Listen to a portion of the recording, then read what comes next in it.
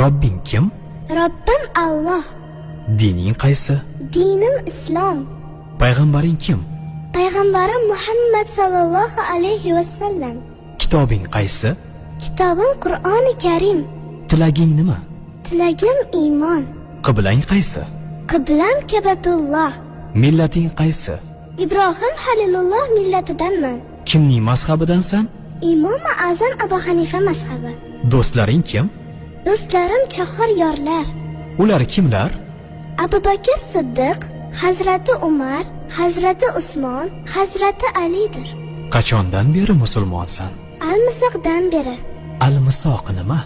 Alloh taolo ruhimizni yaratib, ulardan va'da olgan kun. E'tiqoding qaysi? Ahli sunna val jamoa e'tiqodi. Kimni yaxshi ko'rasan? Alloh taoloni. Undan keyinchi?